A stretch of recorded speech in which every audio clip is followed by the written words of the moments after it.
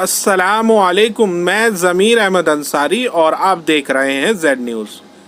میری آپ سے گزارش ہے کہ آپ نے اپنے چینل زیڈ نیوز کو سبسکرائب نہیں کیا ہے تو ابھی کریں اور ساتھ میں دیے بیل آئیکن کو بھی دبا دیں، جس سے ہماری آنے والی سبھی ویڈیو کے نوٹیفیکیشن آپ کو ملتے رہیں۔ شکریہ۔ السلام علیکم ورحمۃ اللہ وبرکاتہ۔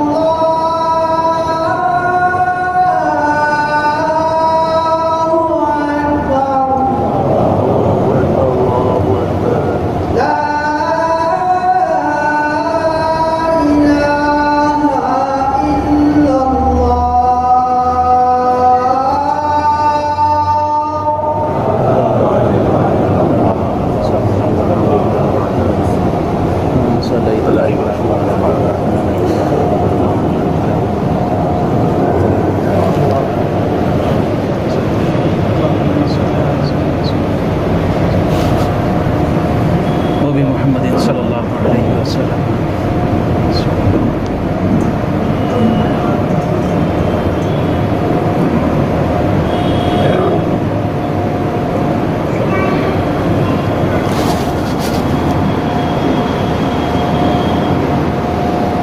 ان الحمد للہ الذي نحمده ونستعينه ونستغفره ونؤمن به ونتوكل عليه ونعوذ بالله من شرور أنفسنا ومن سيئات أعمالنا من يهده الله فلا مضل له ومن يضلله فلا هادي له وأشهد أن لا إله إلا الله وحده لا شريك له وأشهد أن محمدا عبده ورسوله أما بعد فإن خير الحديث كتاب الله وخير الهدي هدي محمد صلى الله عليه وسلم وشر الأمور محدثاتها وكل محدثة بدعة وكل بدعة ضلالة وكل ضلالة في النار۔ قال الله سبحانه وتعالى في القرآن المجيد والفرقان الحميد: أعوذ بالله العظيم وبوجهه الكريم وسلطانه القديم من الشيطان الرجيم من حمزه ونفخه ونفثه قل بفضل الله وبرحمتك فبذلك فليفرحوا قل بفضل الله وبرحمته فبذلك فليفرحوا هو خير مما يجمعون وقال سبحانه وتعالى قل هل ننبئكم بالأخسرين أعمالا الذين ضل سعيهم في الحياة الدنيا وهم يحسبون أنهم يحسنون صنعا قال النبي صلى الله عليه وسلم كل أمتي يدخلون الجنة إلا من أبى قيل يا رسول الله من أبى قال من أطاعني دخل الجنة ومن عصاني فقد أبى أو كما قال عليه الصلاة والسلام وتسليم. اللہ سبحانہ وتعالیٰ کی حمد و ثنا، اس کی بڑائی، اس کی عظمت، اس کی کبریائی یقینی طور پر جتنی بیان کی جائے اتنی کم ہے. بلا شبہ ساری کائنات کا پالن ہار، ساری کائنات کو پیدا کرنے والا، ساری کائنات کو روزیاں دینے والا، ساری کائنات کو کھلانے و پلانے والا، اور اس کائنات کی ہدایت کے لیے اس کی زندگی گزارنے کے ضابطے، اس کی زندگی گزارنے کے طریقے اس کو سکھلا دینے والا، سمجھا دینے والا، اپنی نعمتوں کے حصول کا ذریعہ اس کو عطا کر دینے والا کہ کس ذریعے سے وہ رب راضی ہوگا،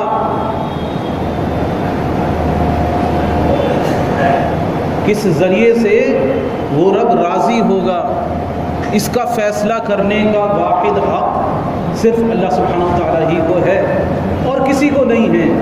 میری عبادت کس طرح کی جائے اس کا صرف اکیلا حقدار صرف وہی ذات ہے، وہی فیصلے کرنے والا ہے. ان الحکم الا للہ، حکم دینے کا حق صرف اللہ سبحانہ وتعالیٰ کو ہے. اور پھر اس کو بیان کرنے کے لیے، اس کو لوگوں کو سمجھانے کے لیے اس نے احسان کیا کہ ان بندوں پر انہی کی ذات میں سے ایک رسول مبعوث فرما دیا. اور بے شمار انبیاء علیہ السلام، حضرت آدم علیہ السلام سے لے کر آخری نبی جناب محمد رسول اللہ صلی اللہ علیہ وسلم تک تشریف لائے. بس بے شمار درود و سلام ہوں آپ پر، آپ کے ساتھیوں پر، آپ کی بیوی پر، آپ کے گھر والوں پر اور آپ کی پیروی کرنے والوں پر جو حق کے ساتھ آپ کی پیروی کریں تا قیامت تک.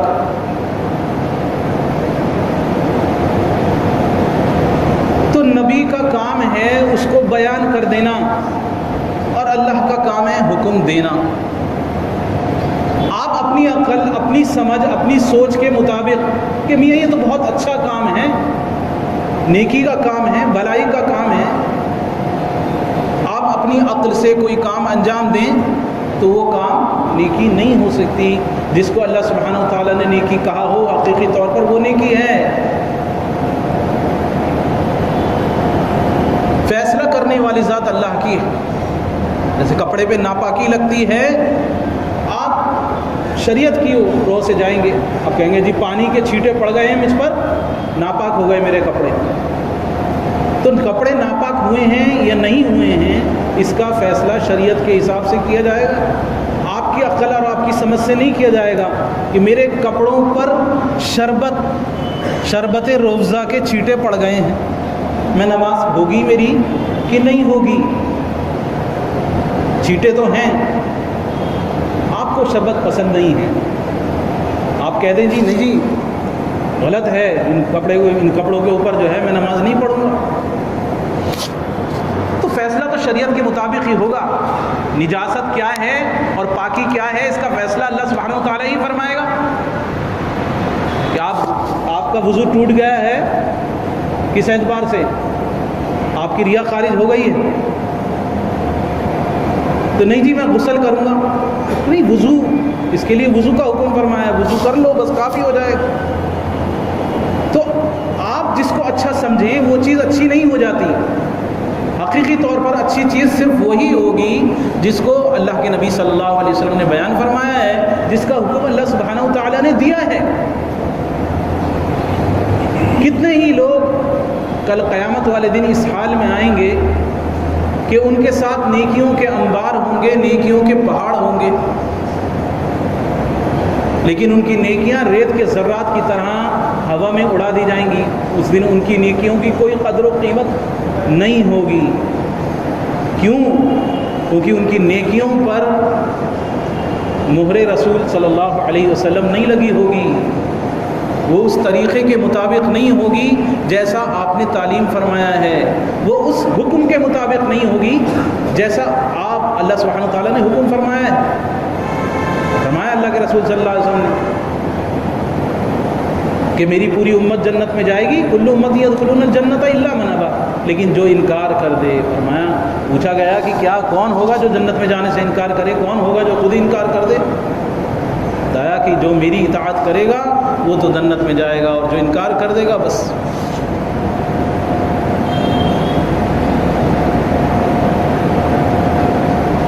تو اس دن بہت سارے لوگ ایسے نیکیوں کے پہاڑ لے کر آئیں گے اور وہ نیکیاں ضائع ہو جائیں گی۔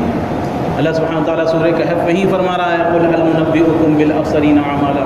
اے نبی صلی اللہ علیہ وسلم، آپ ان سے فرما دیجئے، ان سے پوچھئے کہ بھلا بتاؤ تو سب سے زیادہ لاس میں جانے والا، سب سے زیادہ خسارے میں جانے والا، سب سے زیادہ نقصان اٹھانے والا کون ہوگا، جو جس کو سب سے زیادہ گھاٹا ہوگا؟ الذین ضل سعیہم فی الحیات الدنیا وہم یحسبون انہم یحسنون صنعا۔ دنیا میں اسی دھوکے میں رہا کہ ہم کر رہے ہیں، جمع ہو رہا ہے، سوچ رہے ہیں جمع ہو رہا ہے، میاں بڑی کرنسی جمع ہوئی ہے، کروڑوں روپے کا نوٹ جمع ہے، لیکن کون سا؟ ہزار کے نوٹ جمع کر رکھے میں، ہزار کے نوٹ کروڑوں روپے میں موجود ہیں۔ یہ نہیں پتا کہ یہ 1000 کا نوٹ تو چلے گا ہی نہیں، اس کو ردی کے بھاؤ اٹھوانا پڑے گا، بیکار کسی کام کا نہیں ہے تمہارے کروڑوں روپے کی بغیر ویلیو۔ خوش ہو رہے ہیں کروڑوں روپے جیب میں مال ڈال رہے ہیں، جیب کے اندر چھید ہے، پتہ ہی نہیں ہے کہ ادھر جا رہا ہے ادھر نکل رہا ہے، نیکی برباد ہو رہی ہے۔ یہاں تو نیکی ہے ہی نہیں، وہ اپنے آپ ہی خوش ہو رہا ہے۔ تو الذین ضل سعیہم فی الحیات الدنیا وہم یحسبون انہم یحسنون صنعا، ساری زندگی اسی دھوکے میں پڑے رہے کہ نیکی انجام دے رہے ہیں اور حقیقتاً نیکی نہیں کر رہے۔ تو نیکی وہ ہے جسے اللہ سبحانہ و تعالیٰ حکم فرمائے اور جس کا حکم اس کے نبی صلی اللہ علیہ وسلم دیں، اس کو سمجھائیں، آپ کی تعلیمات کے مطابق ہو۔ آج کل عالم کے اندر، پوری دنیا کے اندر اہل سنت والجماعت کا دعویٰ کرنے والی بہت بڑی جماعت موجود ہے۔ کچھ لوگ جو حنفی ہیں مسلک کے اعتبار سے، وہ بھی اس بات کے دعوے دار ہیں کہ ہم بھی اہل سنت ہیں، ہم بھی قرآن حدیث کو مانتے ہیں۔ آپ کبھی مذاکرہ کیجئے کسی حنفی حضرات سے، وہ کہیں گے ہم تو قرآن حدیث کے ماننے والے ہیں۔ کسی بریلوی کے پاس چلے جائیے آپ، وہ کہیں گے بھائی قرآن حدیث کو ہم بھی مانتے ہیں، تم کون سی بات کرتے ہو؟ قرآن حدیث کو تو ہم بھی مانتے ہیں، ہم بھی قرآن حدیث کے مطابق ماننے والے ہیں، ہم بھی نبی کی سنت کے دعوے دار ہیں، ہم بھی اللہ کے حکم قرآن کو مانتے ہیں، قرآن کی آیتوں کے احکامات کی ہم پیروی کرتے ہیں۔ اہل حدیث کے اندر ہی ماشاءاللہ 2 جماعتیں ہمارے یہاں دلی میں ہی موجود ہیں، جمعیت اہل حدیث، غرباء اہل حدیث۔ کبھی کبھی آپس میں ہی ایک ہی مسجد میں نماز پڑھتے پڑھتے دونوں بھیڑ جاتے ہیں، وہ کہتے ہیں یہ سنت ہے، وہ کہتا ہے یہ سنت ہے، آپس میں بحث و مباحثہ شروع ہو جاتا ہے، میاں یہ صحیح ہے یہ صحیح ہے، آپس میں اختلاف اور انتشار کی حالت پیدا ہو جاتی ہے۔ حقیقی طور پر ان سب چیزوں میں ایک چیز فیصلہ کن ہے، بات یہ نہیں ہے کہ حدیث رسول صلی اللہ علیہ وسلم کی پیروی اصل ہے یا قرآن پاک کی کتاب و سنت کی پیروی اصل ہے، بلکہ ایک جملہ اس کے لیے کہا جاتا ہے اتباع الکتاب والسنہ علی فہم سلف الامہ، کتاب و سنت کی پیروی سلف کے منہج کے مطابق۔ بس یہ چیز بالکل الگ کر دیتی ہے آپ کو. اگر کما حق ہو آپ اس بات کے تلاشی ہیں, آپ کے اندر یہ چیز جستجو ہے کہ میں کسی طرح سے میاں جماعت تو چھوڑیے, میں تو حق بات پر عمل کرنا چاہتا ہوں, ایسا کام کرنا چاہتا ہوں جو کام کرنے کے بعد آخرت میں وہ قبول ہو جائے. میری چاہت یہ ہے کہ میری عبادت قبول ہو جائے. میں مسلک وغیرہ کے چکر میں نہیں پڑنا چاہتا, کسی جماعت کے چکر میں نہیں پڑنا چاہتا. تو سیدھا سا فارمولہ ہے, کتاب و سنت کی پیروی, قرآن حدیث کے مطابق اپنا عمل, لیکن کس طرح؟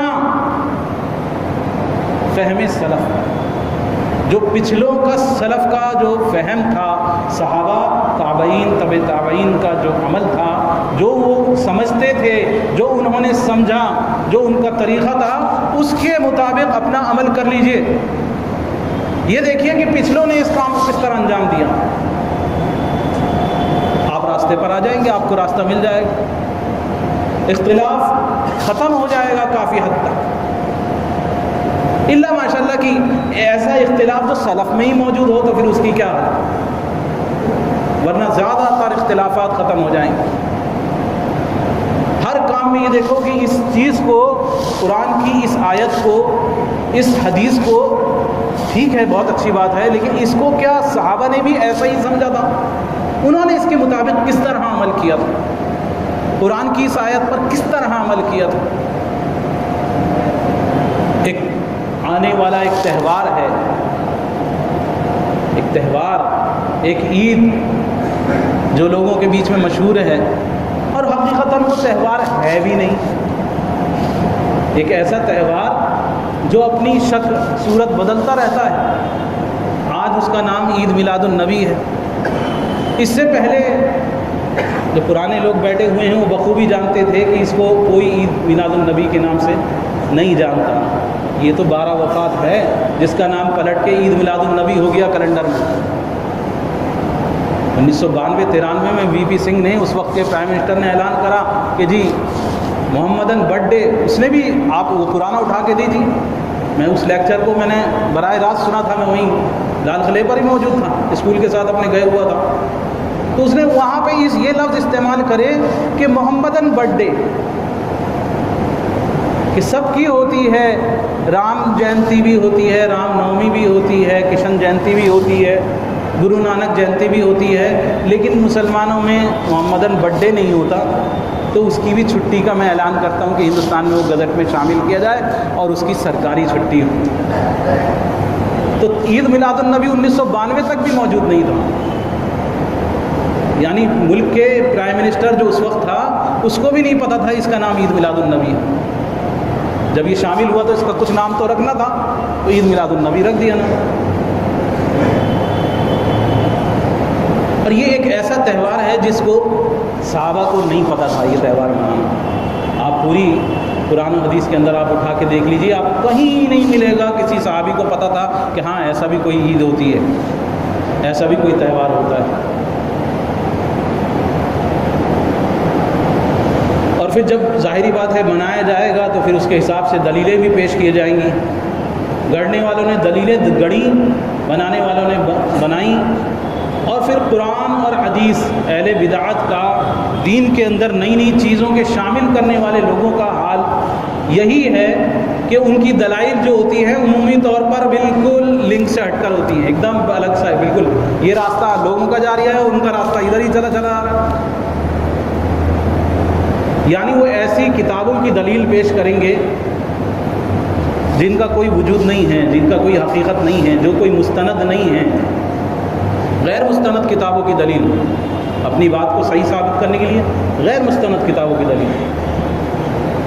پھر اگر وہ غیر مستند کتابوں کی دلیل نہ دیں کہ اچھا آپ کو اگر ہم مستند کتابوں کی دلیل دیں تو آپ قبول کریں گے نا, آپ کو ہم قرآن سے دلیل دیتے ہیں عید میلاد النبی, آپ کو ہم احادیث رسول کے اندر سے صحیح بخاری سے دلیل دیتے ہیں عید میلاد النبی, صحیح مسلم سے دلیل دیتے ہیں عید میلاد النبی. اب ایک آدمی جو دین کا کم واقف ہے تو اللہ ماشاء اللہ کبھی کان میں پڑ گیا, کوئی بات پڑ گئی, اپنی طرف سے کوئی محنت نہیں, کوئی جستجو نہیں, اس کے کان ایک دم کھڑے ہو جاتے ہیں کہ ہاں یار کیا قرآن میں بھی ہے، بخاری کے اندر بھی ہے، مسلم میں بھی ہے، او ہو. تو وہ باقاعدہ ان کی دلیل دی جاتی ہے.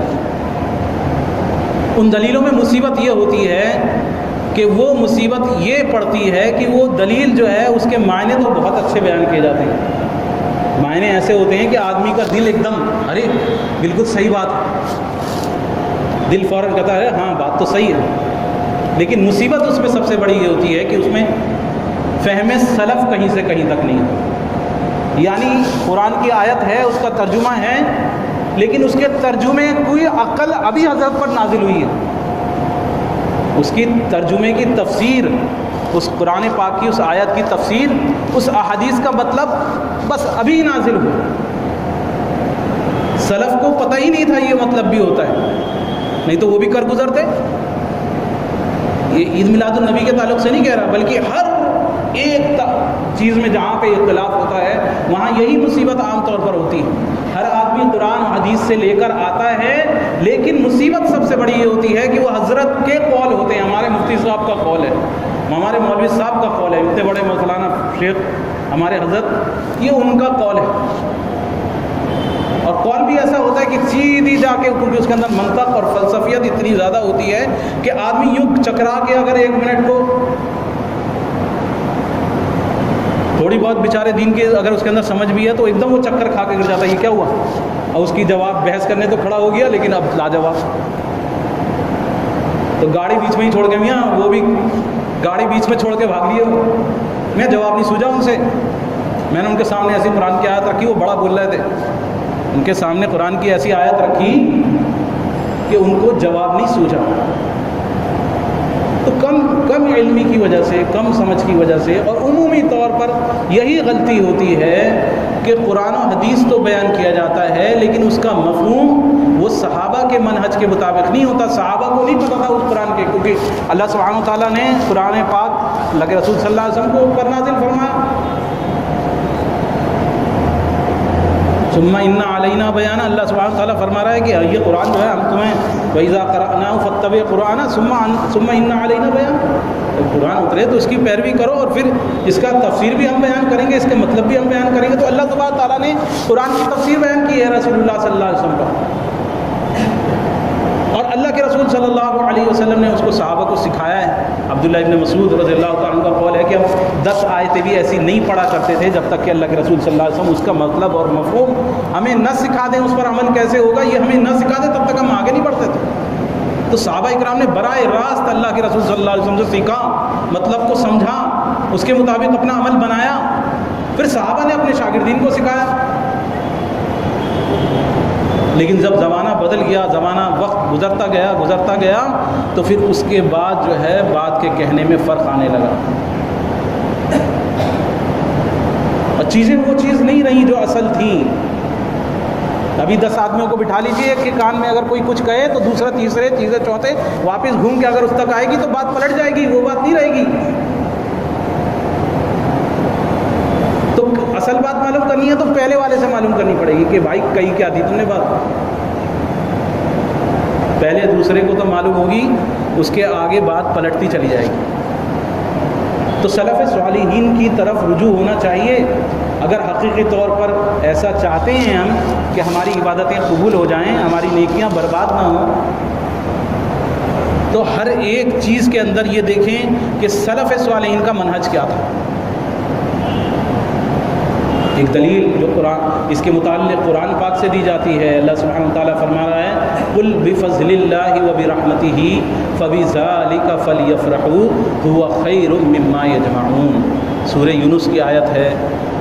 اللہ سبحانہ وتعالیٰ فرما رہا ہے نبی صلی اللہ علیہ وسلم، یہ اللہ کا فضل ہے ان پر، قُلْ بِفَضْلِ اللَّهِ وَبِرَحْمَتِهِ، اللہ کا رحمت ہے ان پر.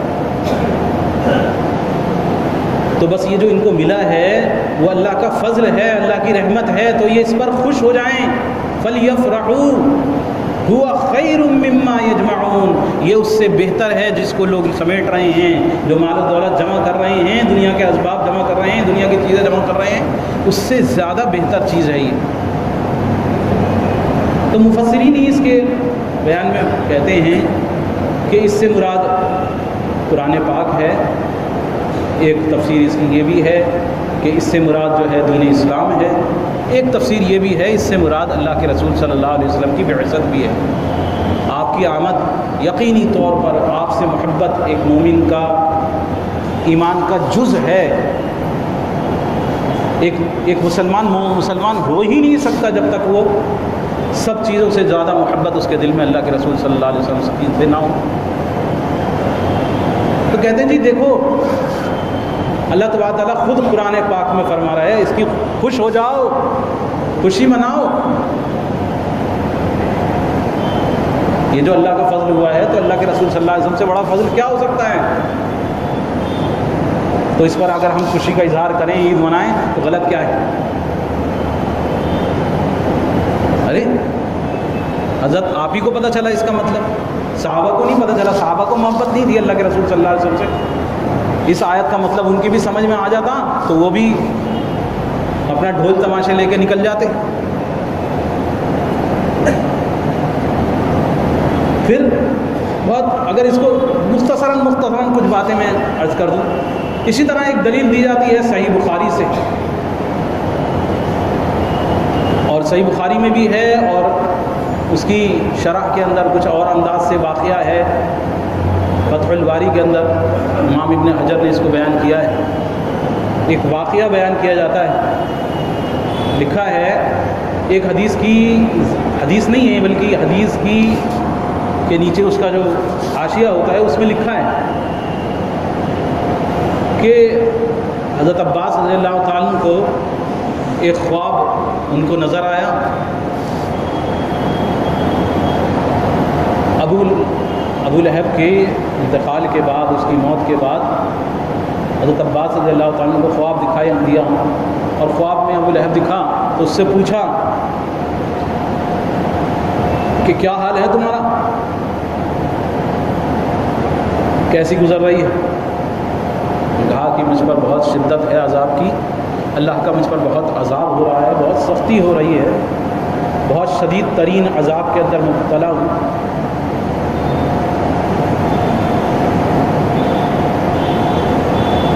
یہ ابو جہل کا ہے یا ابو لہب کا ہے، میرے ذہن سے نکل گیا۔ بہرحال آپ کے ایک چاچا کا واقعہ ہے یہ۔ انہوں نے کہا کہ بہت سخت ترین مجھ پر عذاب ہوتا ہے، الا یہ کہ مجھ پر کچھ تخفیف کر دی جاتی ہے، پیر والے دن مجھ پر عذاب میں کچھ تخفیف کر دی جاتی ہے، عذاب مجھ پر ہلکا کر دیا جاتا ہے۔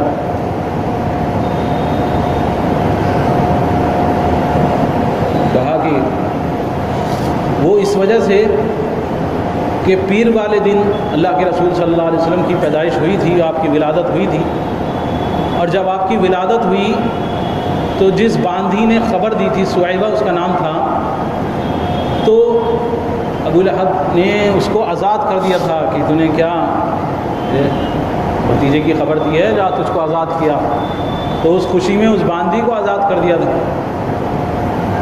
کہ تم نے اللہ کے رسول صلی اللہ علیہ وسلم کی بعثت کی خوشی میں اس باندھی کو آزاد کر دیا تھا، اس لیے بس پیر والے دن مجھ پر کچھ تخفیف ہوتی ہے عذاب میں، ورنہ اور دن جو ہے مجھ پر شدید ترین عذاب ہوتا ہے۔ تو یہ واقعہ انہوں نے لکھا ہے۔ اب اس سے کیا دلیل پکڑی؟ کہتے ہیں جی دیکھو، بھلا بتاؤ تو ایک جو اللہ کے رسول صلی اللہ علیہ وسلم کا کٹر دشمن، ساری زندگی اسلام کا دشمن رہا، ایک مشرک کافر، وہ اللہ کے رسول صلی اللہ علیہ وسلم کی خوشی میں، آپ کی ولادت کی خوشی میں باندھی کو آزاد کرتا ہے تو اس پر عذاب کی تخفیف ہو جاتی ہے۔ تو ایک پکا سچا مسلمان جو نمازوں کا پابند ہو، دیندار ہو، اگر وہ اللہ کے رسول صلی اللہ علیہ وسلم کی پیدائش کی خوشی میں وہ خوشی منائے، اس خوشی کا اظہار کرے، تو اس پر اللہ کے کتنا اجر و ثواب اس کو ملے گا۔ گھوم جاتا ہے کہ یہ، حالانکہ خود امام ابن حجر نے اس کے اندر اس کی وضاحت لکھی ہے کہ یہ واقعہ حضرت عباس رضی اللہ تعالیٰ عنہ کی دور کفر کے اندر تھا، اسلام لانے سے پہلے ان کو یہ خواب دکھائی دیا تھا، اسلام کی حالت میں یہ خواب نہیں دکھائی دیا تھا۔ لیکن بہرحال کہ خواب ہے، چاہے وہ مسلمان کا ہو یا غیر مسلم کا ہو؟ تو اس کے جواب کئی انداز سے امام ابن حجر نے خود ہی لکھے ہیں کہ خواب دلیل نہیں ہوتی کسی چیز کی، کسی چیز کے حق ہونے کی دلیل نہیں ہو سکتی۔ آپ کے خواب میں کسی نے ادھار لے رکھا ہے، آپ بیداری کی حالت میں آ جائیں کہ میاں خواب میں دیکھا ہے، لاؤ دیا، تو خواب دلیل نہیں ہے۔ دوسری کہ وہ آپ کی حالت کفر کے اندر دیکھا گیا تھا۔ اور تیسری بات یہ کہ آپ کیا مشرکین کے طریقے کی پیروی کرنے والے ہیں؟ چوتھی بات یہ کہ ان کی پیدائش پر باندی آزاد کی تھی، ہر سال باندی آزاد نہیں کی تھی۔ یہ نہیں کہ پھر وہی دن آیا تو پھر ہر پیر کو منا لو، ہر سال کو کیوں عید میلاد النبی بناتے ہو؟ ہر پیر کو مناؤ، یا ہر سال اس کی جو ہے خوشی میں باندی آزاد کرو۔ تو اسلام کے اندر سالگرہ کا کوئی تصور نہیں ہے۔ اللہ کے رسول صلی اللہ علیہ وسلم کی تعلیمات میں ہمیں کہیں نہیں ملے گا، صحابہ کی تعلیمات میں کہیں نہیں ملے گا۔ صحیح بخاری کی حدیث اپنی جگہ ہے، قرآن پاک کی آیت اپنی جگہ ہے، لیکن اس کے مفہوم جو آپ بیان کر رہے ہیں، جو مطلب آپ بیان کر رہے ہیں، جو آپ چاہ رہے ہیں اس سے ثابت کرنا، کیا یہی مطلب یہی مفہوم صحابہ اکرام نے سمجھا تھا؟ اگر انہوں نے یہ سمجھا تھا تو بالکل اس کی پیروی کرنی واجب ہو جاتی ہے ہر مسلمان کو، لیکن انہوں نے یہ نہیں سمجھا تھا۔ انہوں نے تو یہ سمجھا تھا کہ حقیقی طور پر اللہ کے رسول صلی اللہ علیہ وسلم کی پیروی، آپ سے محبت، وہ حقیقتاً آپ کی حکم کی اتباع کرنی ہے، آپ کے فرمانوں کی اتباع کرنی ہے۔ اس کو اللہ کے رسول صلی اللہ علیہ وسلم کی محبت کا جوش و جذبہ اس کے اندر پیدا ہو رہا ہے، اس کے اندر محبت کا جوش و جذبہ پیدا ہو رہا ہے، وہ سال کے سال پیدا ہو رہا ہے۔ دن میں 5 بار اذان ہوتی ہے، فجر کی اذان میں، 5 نمازوں میں، جو 4 نمازوں کے اندر اہتمام سے مسجد کے اندر پہلی صف میں حاضر ہونے والے حضرات، ان میں سے کتنے ہیں جو فجر کی جماعت میں شامل ہوتے ہیں؟ یہ محبت ہے، یہ محبت ہے۔ انگوٹھے چوم لینے سے، ان کو نعرے لگا لینے سے، صرف باتیں کر لینے سے نہیں ہوتا۔ حقیقی طور پر محبت تو یہ ہے کہ اللہ کے رسول صلی اللہ علیہ وسلم کی پیروی، آپ کی بعثت جس کام کے لیے ہوئی ہے، جس کام کے لیے بھائی میں آیا ہوں وہ سنو، اصل کام کی طرف بات کرو۔ آپ دنیا جہان کی بات کریں اور اصل آنے والے کے کام کو بالکل اس کے اوپر کان نہ دھریں۔ کون خوش ہو سکتا ہے؟ آپ کے پاس کوئی پیغام پہنچانے آئے، آپ سے کوئی کچھ لینے کے لیے آئے، آپ کو کچھ دینے کے لیے آئے، آپ دنیا جہان کی اس سے باتوں میں اس کو مصروف رکھیں، اور جس کام کے لیے وہ آیا ہے اس کو وہ کام نہ کرنے دیں، یا اس کو وہ کام اس کا نہ ہو، تو یہ کہاں کی محبت اور کہاں کی اس کی حقیقی طور پر اس کا سننا ہوا؟ اتباع رسول، فرما برداری اللہ کے رسول صلی اللہ علیہ وسلم کی تو یہ ہے نا کہ حقیقی طور پر آپ کی باتوں کو سنا جائے۔ پھر فرائض ہیں، فرائض کے کتنی پابندی ہم کرنے والے ہیں؟ کتنے لوگ ہیں جو فجر کے فرضوں کو جماعت کے ساتھ وقت پر ادا کرتے ہیں؟ ہم خود اپنے گریبان میں سوچیں، اور ماشاءاللہ جتنے ادا کرنے والے ہیں ان میں سے ایک بہت بڑی صف، خصوصاً اہل حدیث حضرات، ہمارے جماعتی بھائی، برا مت ماننا، ان کی فجر کی سنتیں طے ہیں فرض نماز کے بعد۔ یہ اتباع نہیں ہے۔ اللہ کے رسول صلی اللہ علیہ وسلم نے فرض نماز کے بعد سنتیں آپ نے نہیں پڑھی ہیں۔ ایک شخص نے کبھی ایسا عمل کیا، آپ نے کہا کیا بات ہے دوبارہ پڑھ رہے ہو؟ کہا نہیں، سنتیں رہ گئی تھی وہ پڑھ رہا ہوں۔ تو ایسا ایک واقعہ ملتا ہے، ایسا نہیں ہے کہ عام طور پر آپ نے اپنا معمولی بنا لیا۔ کتنے لوگ ہیں جو فجر کے فرضوں کا ان کا پڑھنے کا ٹائم ہی 10 بجے ہے، ماشاءاللہ صبح کے 10 بجے انہوں نے فجر کے فرض پڑھنے، جب دکان کے لیے نکلنا ہے، کارخانے کے لیے نکلنا ہے تو بس اب پڑھنے، اپنا نہا دھو کے فریش ہو کے ناشتہ واشتہ کر کے، ہاں اب پڑھنے۔ بھائی ماشاءاللہ وہ تو قضا ہو ہی گئے، یہاں وہ تو قضا ہو ہی گئے، قضا ہو گئے تو ویری گڈ۔ اور پھر جو پڑھنے والے ہیں، جن میں اہتمام کرنے والے ہیں، ان میں اکثر کا معمول یہ ہے کہ بس وہ آخری رکوع یا آخری سجدے کے اندر جا کے وہ مل جاتا ہے تو مل جاتا ہے، ورنہ نہیں۔ پھر ان میں جو اہتمام کرنے والے ہیں ان کا حال بھی یہ ہے کہ تکبیر کے ساتھ شامل ہوتے ہیں، لیکن فجر کی سنتیں ہمیشہ روزانہ کا روزانہ، وہ جیسے ہی نماز ختم ہوئی وہ اپنا پھر کھڑے ہو جاتے۔ تو یہ کیا طریقہ ہے؟ یہ تو نہیں ہے اللہ کے رسول صلی اللہ علیہ وسلم کے فرموداری۔ آپ نے پتہ ہے میں روزانہ 5 منٹ لیٹ ہوتا ہوں فجر کی نماز، آپ نے پتہ ہے روزانہ 4 دن سے آپ مشاہدہ کر رہے ہیں 5:25 پر فجر کی جماعت ہے، میں روزانہ ہی 5:24 پر 25 منٹ پر مسجد میں روزانہ میں داخل ہوتا ہوں، میں اپنے استنجے وغیرہ سے فارغ ہو کے روزانہ 5:25 پہ داخل ہوتا ہوں۔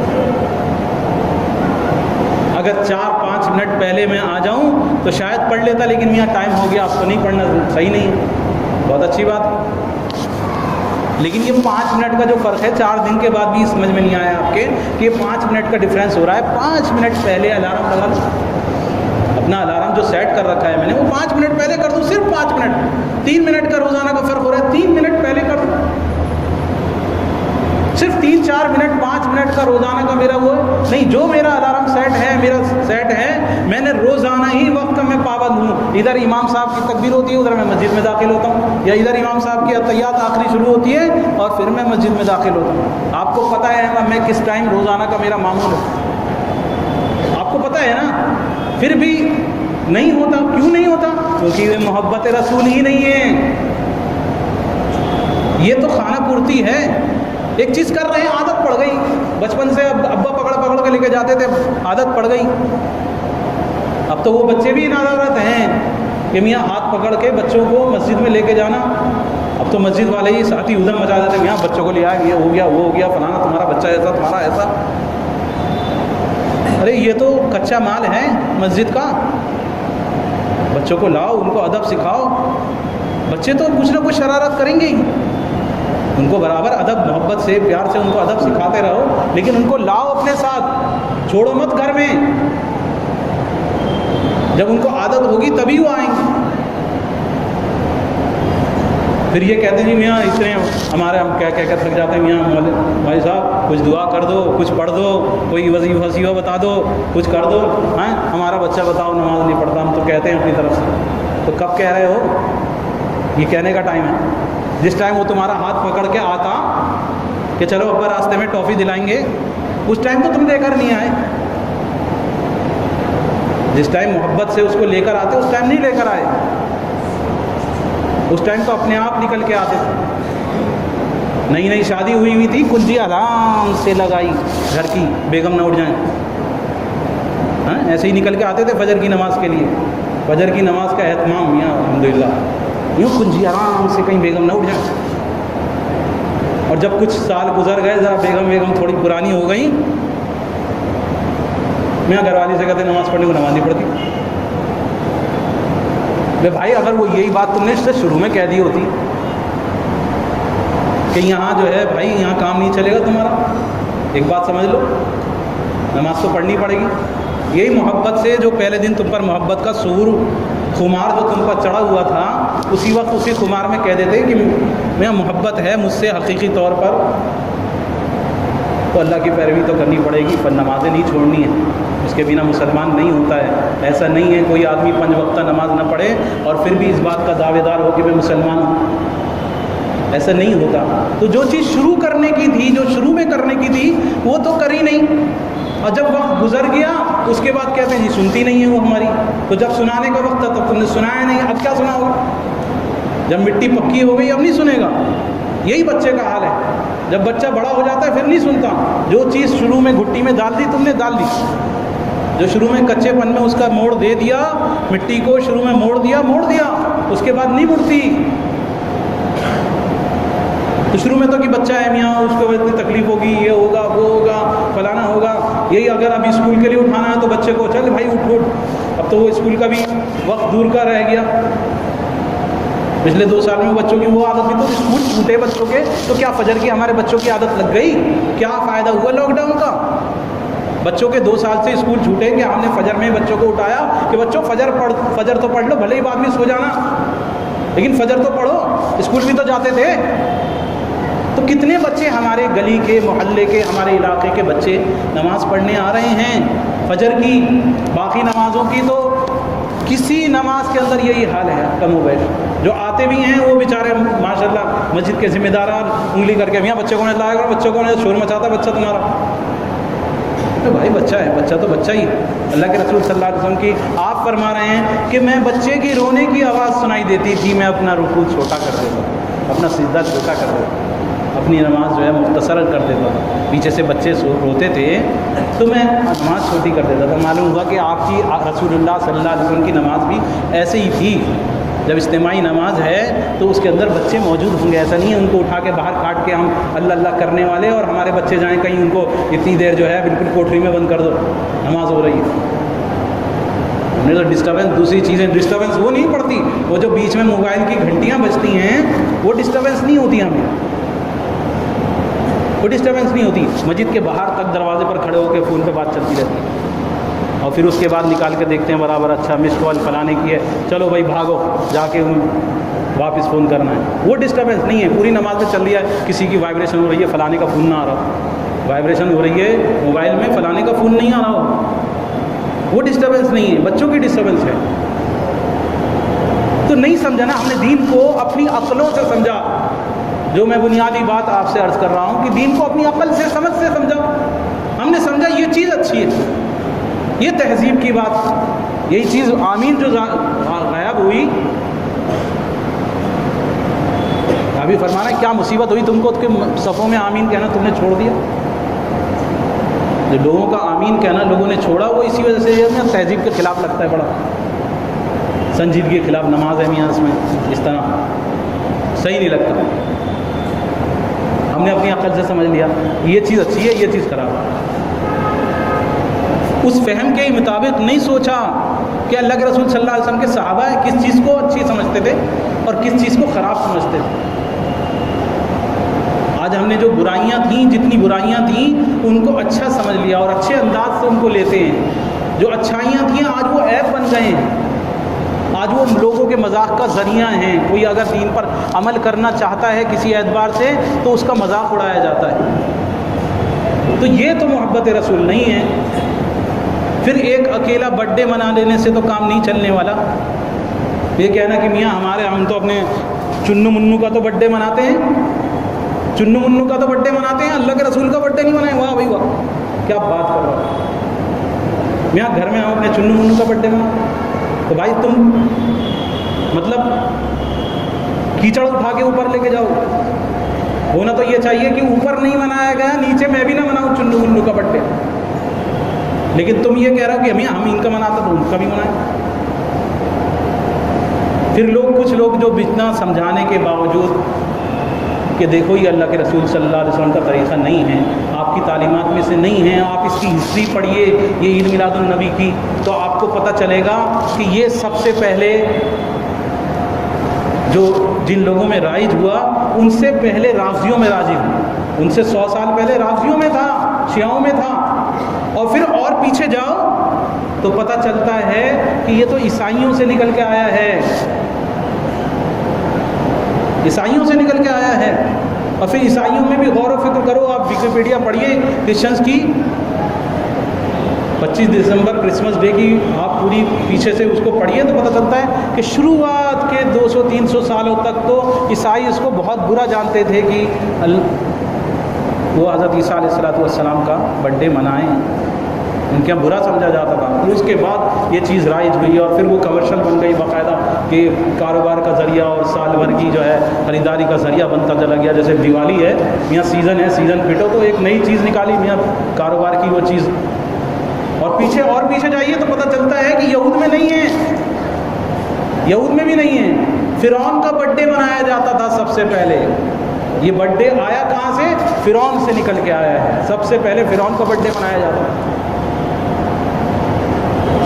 تو یہ ہے تو لوگ سمجھتے ہیں بات کو کہ نہیں بھائی ٹھیک ہے، یہ ٹھیک ہے، درست نہیں ہے یہ سب اس طرح منانا. لیکن پھر کیا کریں، اتنا بڑا دن ہے، اتنا بڑا وہ ہے تو میاں چلو اس دن روزہ ہی رکھ لیں.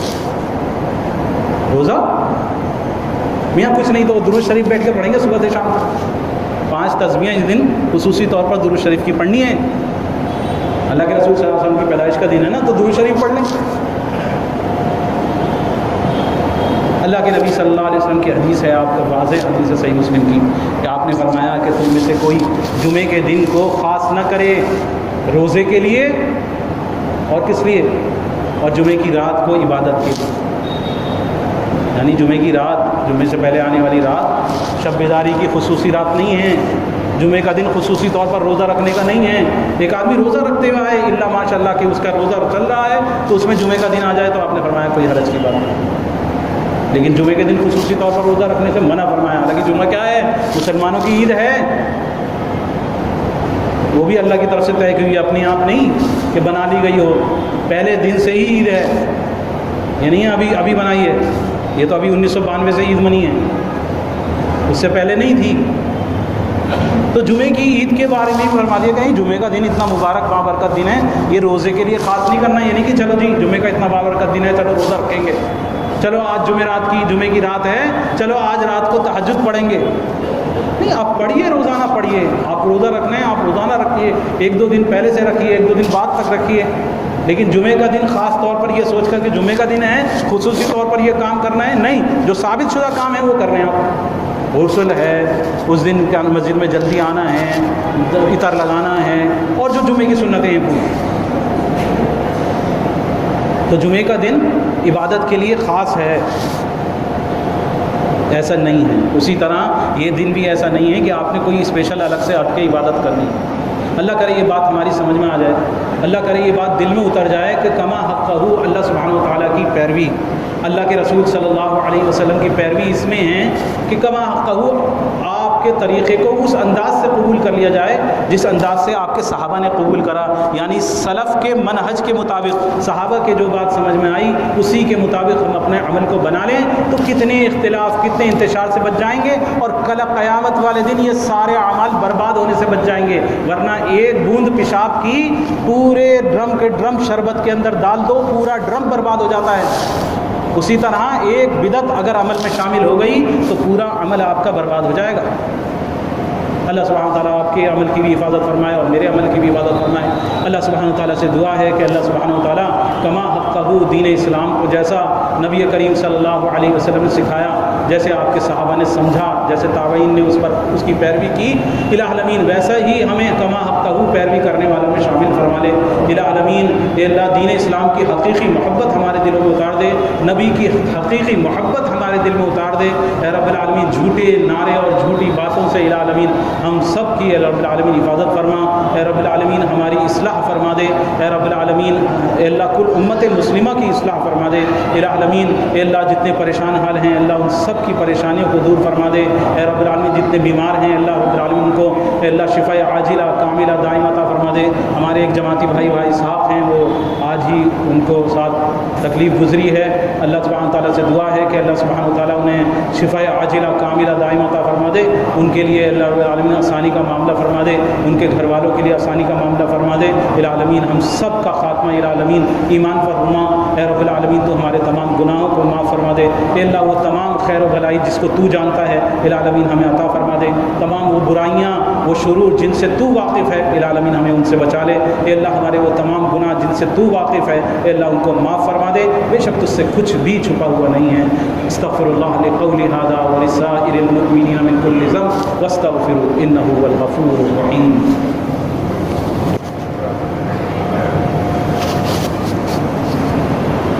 الحمد للہ الذی ھدانا لھذا وما كنا لنهتدی لولا ان ھدانا اللہ۔ ان اللہ وملائکتہ یصلون علی النبی یا ایھا الذین آمنوا صلوا علیہ وسلموا تسلیما۔ اللهم صل على محمد وعلى آل محمد كما صليت على إبراهيم وعلى آل إبراهيم إنك حميد مجيد۔ اللهم بارك على محمد وعلى آل محمد كما باركت على إبراهيم وعلى آل إبراهيم إنك حميد مجيد۔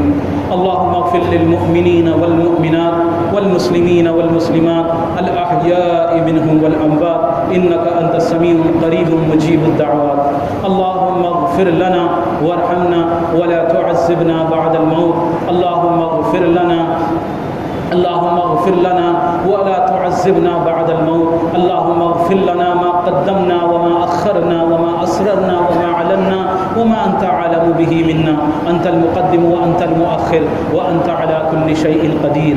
اللهم اغفر لي خطيئتي عمدي وجهلي وهزلي وكل ذلك عندي. اللهم ارحمنا ولا تعذبنا بعد الموت.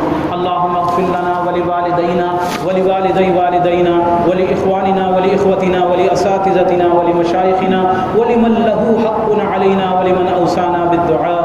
اللهم انصر من نصر دين محمد صلى الله عليه وسلم واجعلنا منهم، واخذل من خذل دين محمد صلى الله عليه وسلم ولا تجعلنا منهم. عباد الله رحمكم الله، إن الله يأمر بالعدل والإحسان وإيتاء ذي القربى وينهى عن الفحشاء والمنكر والبغي يعظكم لعلكم تذكرون. اذكروا الله يذكركم وادعوه يستجب لكم ولذكر الله تعالى وأولى وأعز وأجل وأتم وأهم أكبر، والله يعلم ما تصنعون. الله أكبر الله أكبر، أشهد أن لا إله إلا الله، أشهد أن محمدا رسول الله. حي على السلام، حي على الفلاح، الله السلام، الله السلام، الله أكبر الله أكبر،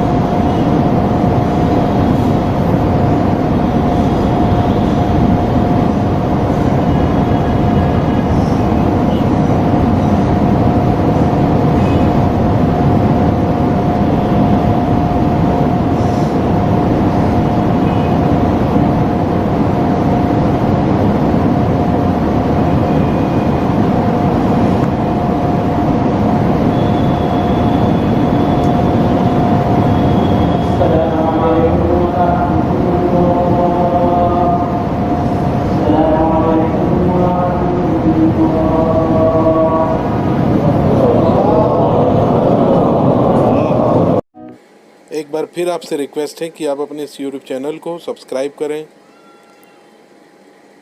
لائک اینڈ شیئر ضرور کریں. شکریہ.